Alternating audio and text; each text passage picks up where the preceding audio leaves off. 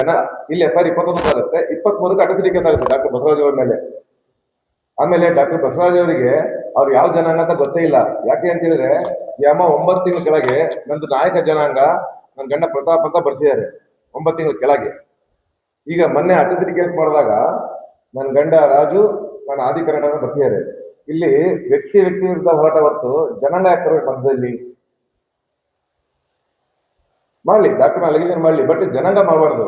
ಯಾಕಂದ್ರೆ ಡಾಕ್ಟರ್ ಬಸವರಾಜ್ ಅವರು ತಂದೆ ಸೋಮಯ್ಯ ಅವರು ಹಿರೇನಲ್ಲೂರಲ್ಲಿ 1970ರಲ್ಲಿ ಒಬ್ಬ ಮಾದಿಗ ಹುಡುಗನಿಗೆ ಸಾಕಿ ಸಲುಹಿ ಆ ಹುಡುಗನಿಗೆ ಗೌರ್ಮೆಂಟ್ ಜಾಬ್ ಕೊಡಿಸಿ ಅವ್ರು ರಿಟೈರ್ಡ್ ಆಗಿ ಈಗಲೂ ಅವ್ರಿಗೆ 7 ಜನ ಮಕ್ಕಳು ಸೋಮಯ್ಯ ಅವರಿಗೆ, ಬಸವರಾಜ್ ಅವರ ಅಪ್ಪಾಜಿಗೆ 8ನೇ ಮಗ ಅವ್ರಿಗೆ ಅಂತ ಹೇಳ್ತಾರೆ. ಅವ್ರ ಹೆಸರು ರಾಮಯ್ಯ ಅಂತೇಳಿ. ಈಗಲೂ ಕೇಳ್ಬೋದು, PWD ಆಫೀಸರ್ ರಿಟೈರ್ಡ್ ಆಗಿದ್ದಾರೆ ಅವರು.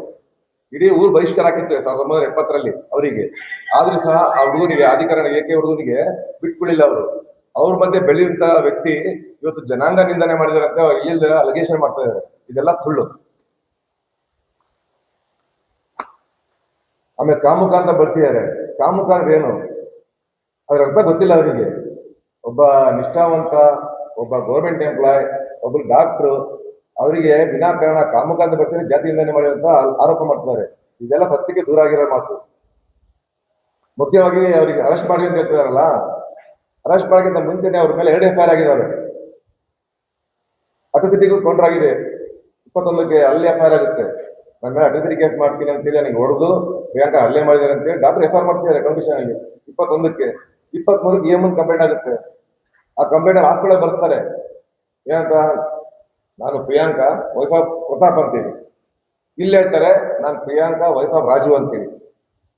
ಸತ್ಯ ಯಾವುದು ಸುಳ್ಳು ಯಾವುದು? ಯಾಕೆ ಹೀಗೆ ಮಾಡ್ತಿದಾರೆ ಅಂದ್ರೆ, ಇವರು ಹನಿ ಟ್ರ್ಯಾಪ್ ಮಾಡಿ ಎಕ್ಸ್ಟ್ರಾಕ್ಷನ್ ಮಾಡಿ ದುಡ್ಡು ಕಿತ್ತಿದ್ರು. ಇನ್ನು 10 ಲಕ್ಷ ಡಿಮ್ಯಾಂಡ್ ಮಾಡಿದ್ರು. ಅವ್ರು ಕೊಳ್ಳಿಲ್ಲ. ಇಮಿಡಿಯೇಟ್ ಆಗಿ ಸ್ಟೇಷನ್ ಮುಂದೆ ಕಾನೂನು ಹೋರಾಟ ಮಾಡಿದ್ರು. ಆ ಟೈಮಲ್ಲಿ ಜೈಲಿಗೆ ಹೋದ್ರು. ಹೊರ ಬಂದ್ಮೇಲೆ ಆ ಕೇಸ್ ಸ್ಟ್ಯಾಂಡ್ ಆಯ್ತಲ್ಲ, ಆ ಕೇಸ್ ವಾಪಸ್ ತಗೊಂಡ್ರಿ ಅಂತ ಹೇಳಿದ್ರು. ತಗೊಂಡಿಲ್ಲ ಆ ಕೇಸ್ ವಾಪಸ್. ಯಾಕಂದ್ರೆ ಬಹಳ ಅವರಿಗೆ ಟಾರ್ಚರ್ ಕೊಟ್ಟಿದ್ರು. 1,000 ಮೆಸೇಜ್ ಮಾಡಿದ್ದಾರೆ. 1,000 ಮೆಸೇಜ್, 1 2 ಅಲ್ಲ. ಅವ್ರು ಯಾವಾಗ ಹೋಗ್ಬೇಕೋ ದುಡ್ಡು ಕೊಡ್ಬೇಕು. ದುಡ್ಡು ಬೆಳೆದ್ರೆ ನಿಮ್ಮ ಮನೆಗೆ ಬರ್ತೀವಿ, ನಿಮ್ಮ ಹೆಂಡತಿಗೆ ಹೇಳ್ತೀವಿ, ನನ್ನ ಹೆಂಡತಿ ಅಕ್ರಮ ಸಂಬಂಧಿಸಿದ ಏನು ಹಾಗೆ ಹೀಗೆ ಅಂತ ಇಲ್ಲ ಮೆಸೇಜ್ ಎಲ್ಲ ಇದೆ. ನಿಮ್ಮ ಮನೆ ಹತ್ರ ಬಂದಿದ್ದೀನಿ, ಮನೆ ಹತ್ರ ಹೋಗಿದ್ದಾರೆ. ಯಾವುದು ಹಿಂದೂ ಮಹಾಗಣಪತಿ ದಿನ ನನಗೆ 10,000 ಅರ್ಜೆಂಟ್ ಬೇಕು, 10 ಲಕ್ಷ ವಸೂಲಿ ಮಾಡಿದ್ಮೇಲೆ ಹೇಳ್ತಿರೋದು ನಾನು. ಮತ್ತೆ 10,000 ಕೊಡು, ನನಗೆ ಅರ್ಜೆಂಟ್ ಬೇಕು, ಇಲ್ಲ ನಿಮ್ಮ ಮನೆ ಹತ್ರ ಬರ್ತಿದ್ದೀನಿ, ಮನೆಗೆ ಬಂದು ಜೈಸೇರಲ್ಲಿ ಎಲ್ಲರಿಗೂ ಹೊರ ಕೈತೀನಿ, ನೀನ್ ಮರ್ಯಾದೆ ತೆಗಿತೀನಿ, ಮರ್ಯಾದೆ ಬೇಕಾದ್ರೆ 10,000 ಹಾಕು ಅಂತೇಳಿ ಕಳ್ಸಿರೋ ಒಂದು ಮೆಸೇಜು ಸಹ ಇದೆ. ಪ್ರತಾಪ್ ಅವ್ರು ಕಳ್ಸಿರೋ ಮೆಸೇಜ್ ಇದು. ಅವ್ರ ಮನೆ ಮುಂದೆ ನಿಂತು ಫೋಟೋ ಹಾಕಿರೋದು. ನಿಮ್ ಮನೆ ಮುಂದಿಂದ ಆರ ನೋಡಿದ್ದೀನಿ, ಹೊರ ಬರಲ್ಲೇ 10 ತಿಂಗಳ ಮುಂಚೆ ಹಸ್ಬೆಂಡ್ ಅಂತ ಹೇಳ್ಕಂತಿದ್ರು ಅವರು. ಈಗ ಹಸ್ಬೆಂಡ್ ಅಲ್ಲ ಅಂತ ಹೇಳ್ತಾರೆ, ನಮಗೆ ಗೊತ್ತಿಲ್ಲ ಸರ್. ಈಗ ಫ್ರೆಂಡ್ ಅಂತ ಹೇಳ್ತಿದ್ದಾರೆ.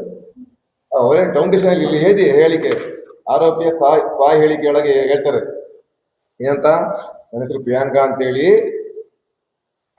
ನನ್ನ ಗಂಡ ಪ್ರತಾಪ್, ನಾವು ದೇವಸ್ಥಾನ ಮದುವೆ ಆಗಿದ್ವಿ, ನಾಯಕ ಜನಾಂಗ ಅಂತೇಳಿ ಅವರು ಕೊಟ್ಟಿರೋ ಸ್ವ ಇಚ್ಛ ಹೇಳಿಕೆಯಲ್ಲೇ ಇದೆ. ಈಗ ಹೇಳಿ ಸರ್. ಚೆಕ್ ಹಾಕಿಬಿಟ್ಟು ಅದಕ್ಕೂ ಕಾರಣ ಇದೆ. ಡಾಕ್ಟರ್ ಮಗಳದು ಮೆಡಿಕಲ್ ಸೀಟ್ ಅಲರ್ಟ್ ಆಗಿತ್ತು. ಆ ಟೈಮಲ್ಲಿ ಬಹಳ ಟಾರ್ಚರ್ ಕೊಡ್ತಿದ್ರು. ಆ ಟೈಮಲ್ಲಿ ಕೇಸ್ ವಗೇರಾ ತಪ್ಪಿದ್ರೆ ಆ ಮಗಳು ಜೀವನ ಹಾಳಾಗ್ತಿತ್ತು. ಕೌನ್ಸಿಲಿಂಗ್ ಆಗಿ ಮೆಡಿಕಲ್ ಸೀಟ್ ಸಿಕ್ಕಿತ್ತು. ಎಲ್ಲಿ NFIದಲ್ಲಿ ಅವಳಿಗೆ ಡಾಕ್ಟರ್ ಮಗಳು ಸುಮಯ್ಯ ಅಂತೇಳಿ ಅವಳಿಗೆ ಸೀಟ್ ಸಿಕ್ಕಿತ್ತು. ನನಗೆ ಹೇಳಿದ್ರು ಆ ಟೈಮಲ್ಲಿ ಹಿಂಗೆ ಮಾಡ್ತಾರೆ ಅಂತೇಳಿ. ನಾನು ಹೇಳಿದೆ ಹೋಗಿ ಕಂಪ್ಲೇಂಟ್ ಕೊಡಿ ಸರ್ ಅಂತ ಹೇಳಿದೆ ಡಾಕ್ಟರ್ಗೆ. ಡಾಕ್ಟರ್ ಹೇಳಿದ್ರು ನಾನು ಕಂಪ್ಲೇಂಟ್ ಕಚೇರಿ ಅಂತ ಹೇಳಿದ್ರೆ ಮಗಳು ಲೈಫ್ ಹಾಳಾಗುತ್ತೆ, ಮೆಡಿಕಲ್ ಸೀಟ್ ಸಿಗೋದು ಎಷ್ಟು ಕಷ್ಟ ಅಂದ್ರೆ ಗೊತ್ತಿದೆ, ಗೌರ್ಮೆಂಟ್ ಸೀಟ್ ಸಿಗೋದು. ಆ ಒಂದು ಕಾರಣಕ್ಕೆ ಮಾಡಿದ್ರು. ಅವ್ರು ಕೇಳಿದಾಗೆಲ್ಲ ಅವ್ರು ದುಡ್ಡು ಕೊಟ್ಟಿದ್ದಾರೆ. ಯಾವ ರೀತಿ ಕೊಟ್ಟಿದ್ದಾರೆ? ಫೋನ್ ಪೇ ಮೂಲಕ ಚೆಕ್ ಮೂಲಕ ಕೊಟ್ಟಿದ್ದಾರೆ. ಏನಕ್ಕೆ ಅಂತ ಹೇಳಿದ್ರೆ ಮಗಳ ಅಡ್ಮಿಷನ್ ಆದ್ಮೇಲೆ ಕೇಸ್ ಮಾಡಿ ಫೈಟ್ ಮಾಡ್ಬೇಕು ಅನ್ನೋ ಒಂದು ಕಾರಣಕ್ಕೆ. ಮಗಳ ಅಡ್ಮಿಷನ್ ತಿರುಗಿದ್ರೆ ಹೌದು ಮಾಡ್ತಿದ್ವಿ ಸರ್. ಅದೇ ಹೇಳ್ತೀನಲ್ಲ, ಮಗಳದು ನೀಟ್ ಎಕ್ಸಾಮ್ ಆಗಿತ್ತು ಸರ್.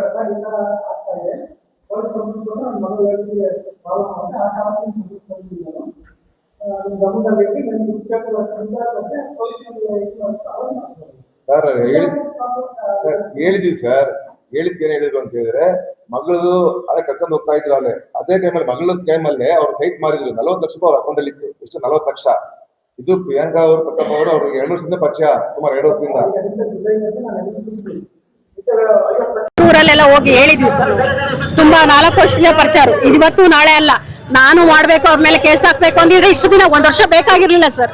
ಹಳೆ ಕೇಸ್ ಇತ್ತು ಅಂದ್ರಲ್ಲ ನೀವು, 1 ವರ್ಷ ಬೇಕಾಗಿರ್ಲಿಲ್ಲ. ಮಾಡಂಗಿದ್ರೆ ಅವಾಗಲೇ ಮಾಡ್ತಿದ್ದೆ ನಾನು ಕೇಸ್ ಹಾಕ್ತಿದ್ದೆ ಸರ್. ಮತ್ತೆ ನಾನು ಅದೇ ಪ್ರಕಾರ ನಾನು ಓಡಾಡ್ತಿದ್ದೆ. ನಾನು ಕನ್ಸನ್ನ ಮಾಡಿ ಕರೆದು ನನ್ನ ಕೆಟ್ಟದಾಗ ನಡ್ಕೊಂಡು ನನ್ನ ಹತ್ರ ಕೆಟ್ಟದಾಗೆಲ್ಲ ಹೊಡೆದು ಬೈದು ನನ್ನ ಜಾಕೆಟ್ ಎಲ್ಲ ಅರ್ದು ಇದು ಮಾಡಿದ್ದಾನೆ ಸರ್. ಪಬ್ಲಿಕ್ ಪ್ಲೇಸ್ ಅಲ್ಲಿ ಇವಾಗಲೂ ನಾನು ಸುಮ್ಮನೆ ಇರ್ಬೇಕಾ ಸರ್? ಅರೆಸ್ಟ್ ಮಾಡ್ಬೇಕು ಅವ್ನ, ಕೆಲಸದಿಂದ ವಜಾ ಮಾಡ್ಬೇಕು. ಯಾರು ತಪ್ಪು ಸರ್? ನನಗೆ ಪ್ರಿಯಾಂಕ ಕೊಟ್ಟಿರೋ ಸಾಕ್ಷಿ ಬೇಕು. ನನ್ಗೆ ಯಾಕೆ ಕೊಟ್ಟಿದ್ದಾರೆ ಅದಕ್ಕೆ ಸಾಕ್ಷಿ ಬೇಕು. ಅವನೇನು ಅರೆಸ್ಟ್ ಮಾಡ್ಬೇಕು ಸರ್. ಕಂಪ್ಲೇಂಟ್ ಕೊಟ್ಬಿಟ್ಟು 1 ತಿಂಗಳಾಗಿದೆ ಸರ್. ನಮ್ಗೆ ನ್ಯಾಯನೇ ಸಿಗ್ತಾ ಇಲ್ಲ, ಅದಕ್ಕಾಗಿ ಹೋರಾಟ ಮಾಡ್ತಾ ಇದ್ವಿ. ಕೂಡಲೇ ಅವ್ರನ್ನ ನನ್ನ ಮೇಲೆ ದೌರ್ಜನ್ಯ ದಬ್ಬಳಿಕೆ ಮಾಡಿ ನನ್ನ ಹತ್ರ ಕೆಟ್ಟದಾಗ ನಡ್ಕೊಂಡು ತುಂಬಾ ಅಸಹ್ಯವಾಗಿ ನಡ್ಕೊಂಡಿದ್ದಾರೆ ಸರ್. ಅದಕ್ಕೋಗಿ ಮತ್ತೆ ನನ್ನ ಮೇಲೆ ಹಲ್ಲೆ ಮಾಡಿದ್ದಾರೆ. 2 ಸೇರಿಸಿ ಕೊಟ್ಟಿದ್ದೀನಿ, ಅಟ್ರಾಸಿಟಿ ಕೇಸಿನ ಕೊಟ್ಟಿದ್ದೀನಿ. ಅವ್ರನ್ನ ಅರೆಸ್ಟ್ ಮಾಡಿಲ್ಲ ಸರ್. 1 ತಿಂಗಳಾಯ್ತು ಅರೆಸ್ಟ್ ಮಾಡಿಲ್ಲ. ಏನಕ್ಕೆ? ಕಾನೂನು ಅವರಿಗೆ ಸೇಫ್ ಮಾಡ್ತಿದ್ಯಾ ಏನು? ನನ್ನ ಮೇಲೆ ಅತ್ಯಾಚಾರ ಎಲ್ಲ ನನ್ನ ಮೇಲೆ ಕೆಟ್ಟದಾಗಿ ಸರ್, ಕೆಟ್ಟದಾಗ ನಡ್ಕೊಂಡಿದ್ದಾರೆ ಸರ್. ನನ್ನನ್ನೆಲ್ಲ ಮಿಸ್ ಇದು ಮಾಡ್ಕೊಂಡು, ನಾನು ದುಡ್ಡು ಕೊಡ್ತೀನಿ, ಎಷ್ಟು ಬೇಕಾದ ದುಡ್ಡು ಕೊಡ್ತೀನಿ, ನನ್ನ ಜೊತೆ ಹಂಗ್ ಮಾಡು ಹಿಂಗ್ ಮಾಡು ಅಂತ ಹೇಳಿದ್ದಾರೆ. ಇಲ್ಲ ಸರ್, ಕೊಟ್ಟಿಲ್ಲ. ನಾನು ತೋರಿಸ್ತೀನಿ ಸರ್, ಪ್ರಿಯಾಂಕ ಕೊಟ್ಟಿದ್ದೀನಿ ಅನ್ನೋದಕ್ಕೆ ಪ್ರೂಫ್ ತೋರಿಸ್ತೀನಿ. ನಾನು ಅದಕ್ಕೆ ಇದು ಮಾಡ್ತೀನಿ. ಏನು ಕೊಟ್ಟಿದ್ದಾರೆ ಅಂತ ಕೇಳ್ತೀನಿ ಸರ್. ಸರ್ ಅವ್ರ ನಮ್ಮ ಫ್ರೆಂಡ್ಸ್ ಸರ್, ಫ್ರೆಂಡ್ ಅವ್ರು ನನಗೆ ತೋರಿಸ್ತೀವಿ ಸರ್. ನನಗೆ ಕೊಟ್ಟಿರೋದಕ್ಕೆ ನನಗೆ ಪ್ರೂಫ್ ತೋರಿಸ್ತೀನಿ. ಪ್ರಿಯಾಂಕ ಕೊಟ್ಟಿದ್ದೀನಿ ಅನ್ನೋದು ಪ್ರೂಫ್ ತೋರಿಸ್ತೀನಿ. ಏನು ಕೊಟ್ಟರು ಅಂತ ನಾನು ಕೇಳ್ತೀನಿ. ನನ್ನ ಹತ್ರ ದಾಖಲೆ ಇದೆ ಸರ್. ನಾನು ಎಲ್ಲಿ ಇಡಬೇಕು ಅಲ್ಲಿ ಇಡ್ತೀನಿ. ಹೌದು, ನೀವಿಬ್ರು ಸೇರಿ ಹನಿ ಟ್ರ್ಯಾಪ್ ಮಾಡಿದಿರಿ. ಅವ್ರನ್ನ ತೋರಿಸ್ತೀವಿ ಸರ್. ಕಾನೂನು ಇದೆಯಲ್ಲ, ತನಿಖೆ ಮಾಡ್ಲಿ. ಕಾನೂನು ಇದೆ ತಾನೆ. ಹನಿ ಟ್ರ್ಯಾಪ್ ಅಂತ ಹೆಂಗ್ ಹೇಳ್ತೀರಾ ನೀವು? ನೀವು ಅವ್ರು ಮಾಡ್ತಾರೆ ಸರ್, ನೀವ್ ಹೆಂಗ್ ಹೇಳ್ತೀರಾ? ತನಿಖೆ ಮಾಡ್ಲಿ. ಅವ್ರ ಹೆಂಗ್ ಹೇಳ್ತಾರ? ಅವ್ರೇನ್ ಕಾನೂನು ಅವರು ತನಿಖೆ ಮಾಡ್ಲಿ ಸರ್. ಹನಿ ಟ್ರ್ಯಾಪ್ ಮಾಡಕ್ಕೆ ತನಿಖೆ 4 ವರ್ಷ ಬೇಕಿತ್ತ? ಕೆಟ್ಟ ಕಾಮಕ್ಕೂ ನನ್ನ ಮಗನ್ ಸಪೋರ್ಟ್ ಮಾಡ್ತೀರಾ ಸರ್? ಎಲ್ಲರೂ ಕಾನೂನು ಸಪೋರ್ಟ್ ಮಾಡ್ತಿದ್ಯಾ? ತನಿಖೆ ಮಾಡ್ಬೇಕು ಸರ್, ತನಿಖೆ ಮಾಡ್ಬೇಕು. ಈಗ ತಪ್ಪ ಯಾವ್ದೋ ಸರಿ ಯಾವ್ದೋ, ಅವ್ನು ಯಾರಿಗೆ ದುಡ್ಡು ಕೊಟ್ಟ, ಏನಕ್ಕೆ ಕೊಟ್ಟ, ಯಾಕೆ ಕೊಟ್ಟ, ಅದೆಲ್ಲ ಪ್ರೂಫ್ ನಮ್ಗಿದೆ ಆಯ್ತಾ? ನನ್ನ ಹತ್ರ ಇದೆ. ನಾನು ಎಲ್ಲಿ ಇಡ್ಬೇಕು ಅಲ್ಲಿ ಇಡ್ತೀನಿ. ನನಗೆ ಕೊಟ್ಟಿಲ್ಲ ಸರ್, ನಾನು ಇಸ್ಕೊಂಡಿಲ್ಲ ಸರ್. ಯಾರಿಗೆ ಕೊಟ್ಟಿದ್ದಾನೆ ಕೇಳಿ, ಯಾಕೆ ಕೊಟ್ಟಿದ್ದಾನೆ ಅದು ಗೊತ್ತಾಗ್ಬೇಕಲ್ಲ. ಏನಾದ್ರೂ FIR ಆಗಿತ್ತಾ? ನೀವು ಜೈಲಿಗೆ ಹೋಗಿದ್ರ? ನಮ್ಮ ಮೇಲೆ ಉಮೇಶ್ ಸರ್ ನಾನು ಕೇಸ್ ಕೊಡಕ್ ಹೋಗಿದ್ದೆ ಸರ್. ಇದಕ್ಕಿಂತ ಮುಂಚೆ ನಾನು ಕೇಸ್ ಕೊಡಕ್ ಹೋಗಿದ್ದೆ. ಉಮೇಶ್ ಸರ್ ಕೇಸ್ ತಗೊಂಡಿಲ್ಲ. ಇಲ್ಲಮ್ಮ ಕರೆದು ನಾನು ಮಾತಾಡಿಸ್ತೀನಿ ಅಂತ ಹೇಳ್ಬಿಟ್ಟು ಅದೇನೇನ್ ಮಾಡಿದ್ರೋ ಗೊತ್ತಿಲ್ಲ. ಮಾತಾಡಿ ಏನೋ ಒಂದು ಹೆಣ್ಮಕ್ಳು ಇದೆಯಾ, ಬೇಡ ಪಬ್ಲಿಕ್ ಮಾಡೋದು ಬೇಡ, ನಾನು ಕುತ್ಕೊಂಡು ಏನೋ ಒಂದು ಮಾತಾಡಿ, ನಿನ್ಗೂ ಹೆಣ್ಮಕ್ಳಿದಾರೆ, ನೀನು ಸುಮ್ಮನೆ ಯಾಕೆ ಪಬ್ಲಿಕ್ ಮಾಡ್ತೀಯ? ಅವ್ರ ಹತ್ರ ಬುಕ್ ಆಗಿ ಅದೇನೇನ್ ಮಾಡಿದ್ರೋ ಗೊತ್ತಿಲ್ಲ ಸರ್. ನಮ್ಮ ಮೇಲೆ ಕೇಸ್ ಹಾಕಿದ್ರು ಆಯ್ತಾ. ಅದಾದ್ಮೇಲೆ ನಾನು ಹಿಂಗೆ ಮಹಿಳೆಯರಿಗೆಲ್ಲ ಬಿಡು ಹಾಳಾಗ್ ಹೋಗ್ಲಿ, ಏನೋ ಒಂದ್ ಕೆಟ್ಟಗಳಿಗೆ ಆಗೈತೆ, ನ್ಯಾಯ ಸಿಗಲ್ಲ ನಮ್ಗೆ ಅಂತ ಹೇಳ್ಬಿಟ್ಟು ನಾವು ಹೆಣ್ಮಕ್ಳಿಗೆ ನ್ಯಾಯ ಕೊಡಿಸ್ಕೊಂಡು ಓಡಾಡ್ತಿದ್ವಿ. ಮತ್ತೆ ನಾನು ಅದೇ ಓಡಾಡ್ತಿದ್ದೆ, ಅದೇ ತರನೇ ಕೆಟ್ಟದಾಗ ನನ್ನ ಹತ್ರ ಎಲ್ಲಂದ್ರಲ್ಲೇ ನಡ್ಕೊಳ್ತಾ ಇದ್ದೆ. ನಾನು ಹೆಂಗ್ ಸುಮ್ಮಿರ್ಲಿ ಸರ್? ನಾನು ಇಲ್ಲಿ ಓಡಾಡೋದೇ ತಪ್ಪ? ಕೆಟ್ಟದಾಗ ಅಂದ್ರೆ ನಿಂತ ಮಾದಿಗಳು ಸುಳ್ಳು ನೋಡಿದೀನಿ ಅಂದ್ರೆ ಏನ್ ನೋಡಿದಾನೆ ಸರ್ ಅವನು? ಏನ್ ನೋಡಿದಾನೆ? ತೋರಿಸ್ಬೇಕು ಸರ್. ನನಗೆ ಪ್ರೂಫ್ ಬೇಕು. ಅವ್ನು ಯಾರಿಗೆ ಕೊಟ್ಟಿದ್ದಾನೆ?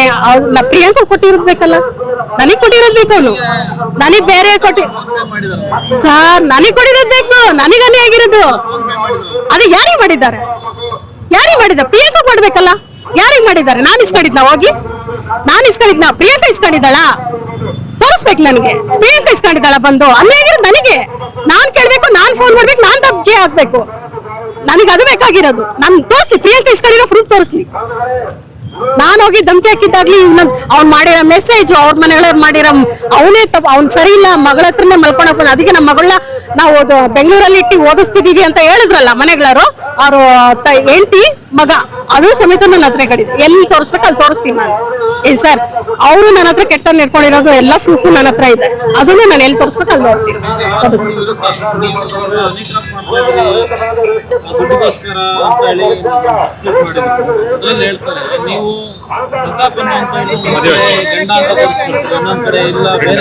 ನಾನ್ ಹೇಳಿದ್ನ ಸರ್, ಬಂದು ಹೇಳ್ಬೇಕು ನನಗೆ, ನನ್ ಮುಂದೆ ಹೇಳ್ಬೇಕು, ನನ್ ಮುಂದೆ ಹೇಳ್ಬೇಕು. ಇಲ್ಲ, ನಾನ್ ಬರ್ಕೊಟ್ಟಿಲ್ಲ. ನಾನ್ ಬರ್ಕೊಟ್ಟಿದ್ದು ಸುಳ್ಳಿರ್ಬೇಕು. ಅದು ನಾನಂತೂ ಬರ್ದಿಲ್ಲ. ನಾನಂತೂ ಎಲ್ಲೂ ಬರ್ದಿಲ್ಲ. ಖಾಲಿ ಪೇಪರ್ ಅಲ್ಲಿ ಸೈನ್ ಹಾಕೊಂಡಿದ್ದಾರೆ ಸರ್. ಅವಾಗ ಸ್ಟಾರ್ಟಿಂಗ್ ಅಲ್ಲಿ ನಾವೇನೋ ನಂಬಿಟ್ಟು ಇದ್ ಮಾಡಿದ್ವಿ. ಪೊಲೀಸರ ಮುಂದೆ 161 ಸ್ಟೇಟ್ಮೆಂಟ್ ಕೊಟ್ಟಾಗ ಬರೋದು ಓದಿ ಹೇಳಿ ಇಲ್ಲ ಸರ್, ನನ್ಗೆ ಯಾವ್ದು ಕೊಟ್ಟಿಲ್ಲ ಸರ್. ಅವಾಗ ನನ್ ಕಾನೂನು ಏನಂತಾನು ಗೊತ್ತಿರ್ಲಿಲ್ಲ ನನ್ಗೆ. ಖಾಲಿ ಪೇಪರ್ ಅಲ್ಲಿ ಉಮೇಶ್ ಸರ್ ಸೈನ್ ಹಾಕ್ಸ್ಕೊಂಡಿದ್ದಾರೆ. ನನ್ನ ಹತ್ರ ದುಡ್ಡು ಇಸ್ಕೊಂಡು ಅವ್ರ ಹತ್ರ ಇಸ್ಕೊಂಡು ಅವ್ರ ಹತ್ರ ಸರ್ಕಲ್ ಇನ್ಸ್ಪೆಕ್ಟ್ರು ಟೌನ್ ಅಲ್ಲಿ ಇದ್ರಲ್ಲ ಅವರು ನನ್ಗೇನು ತೋರಿಸಿಲ್ಲ. ನನ್ಗೆ ಅವಕಾಶನೇ ಕೊಟ್ಟಿಲ್ಲ. ನನ್ಗೇನು ತೋರ್ಸಕ್ ಅವಕಾಶನೇ ಕೊಟ್ಟಿಲ್ಲ ನನ್ಗೆ. ಇಷ್ಟು ಮೋಸ ಯಾಕೆ ಹೀಗೆ ಮಾಡಿದ್ರು ಟೌನ್ ಇನ್ಸ್ಪೆಕ್ಟರ್?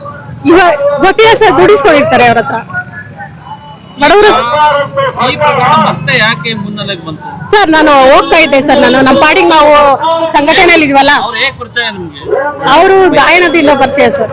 ಇದು ಸಂಗೀತ ಹೇಳ್ತೀವಲ್ಲ, ಅವ್ರ ಊರಲ್ಲೆಲ್ಲ ಹೋಗಿ ಹೇಳಿದ್ವಿ ಸರ್. ತುಂಬಾ 4 ವರ್ಷದಿಂದ ಪರಿಚಯ. ಇವತ್ತು ನಾಳೆ ಅಲ್ಲ, ನಾನು ಮಾಡ್ಬೇಕು, ಅವ್ರ ಮೇಲೆ ಕೇಸ್ ಹಾಕ್ಬೇಕು ಅಂದಿದ್ರೆ ಇಷ್ಟು ದಿನ 1 ವರ್ಷ ಬೇಕಾಗಿರ್ಲಿಲ್ಲ ಸರ್. ಹಳೆ ಕೇಸ್ ಇತ್ತು ಅಂದ್ರಲ್ಲ ನೀವು, 1 ವರ್ಷ ಬೇಕಾಗಿರ್ಲಿಲ್ಲ. ಮಾಡಂಗಿದ್ರೆ ಅವಾಗಲೇ ಮಾಡ್ತಿದ್ದೆ ನಾನು. ನನ್ನ ಕೇಸ್ ಹಾಕ್ತಿದ್ದೆ ಸರ್. ಮತ್ತೆ ನಾನು ಅದೇ ಪ್ರಕಾರ ನಾನು ಓಡಾಡ್ತಿದ್ದೆ. ನನ್ನ ಕನ್ಸನ್ನೇ ಮಾಡಿ ಕರೆದು ನನ್ನ ಕೆಟ್ಟದಂಗೆ ನಡ್ಕೊಂಡು ನನ್ನ ಹತ್ರ ಕೆಟ್ಟದಾಗೆಲ್ಲ ಹೊಡೆದು ಬೈದು ನನ್ನ ಜಾಕೆಟ್ ಎಲ್ಲ ಯಾಕೆಲ್ಲ ಅರ್ದು ಇದು ಮಾಡಿದ್ದಾನೆ ಸರ್. ಪಬ್ಲಿಕ್ ಪ್ಲೇಸ್ ಅಲ್ಲಿ ಇವಾಗಲೇ ನಾನು ಸುಮ್ಮನೆ ಇರ್ಬೇಕಾ ಈಗೇನಾಗ್ಬೇಕು ಸರ್? ಅರೆಸ್ಟ್ ಮಾಡ್ಬೇಕು ಅವ್ನ, ಕೆಲಸದಿಂದ ವಜಾ ಮಾಡ್ಬೇಕು. ಯಾರು ಅವ್ರು ಮಾಡ್ತಿರೋ ತಪ್ಪು ಸರ್. ನನಗೆ ಪ್ರಿಯಾಂಕ ಕೊಟ್ಟಿರೋ ಸಾಕ್ಷಿ ಬೇಕು. ನನ್ಗೆ ಯಾಕೆ ಕೊಟ್ಟಿದ್ದಾರೆ ಅದಕ್ಕೆ ಸಾಕ್ಷಿ ಬೇಕು. ಅವನೇನು ತಪ್ಪು ಮಾಡಿಲ್ಲ, ಅದಕ್ಕೆ ನನಗೆ ಇದು ಬೇಕು. ನಾನ್ ಕೊಡ್ತೀನಿ ಅವ್ನು ತಪ್ಪು ಮಾಡಿದ್ರು.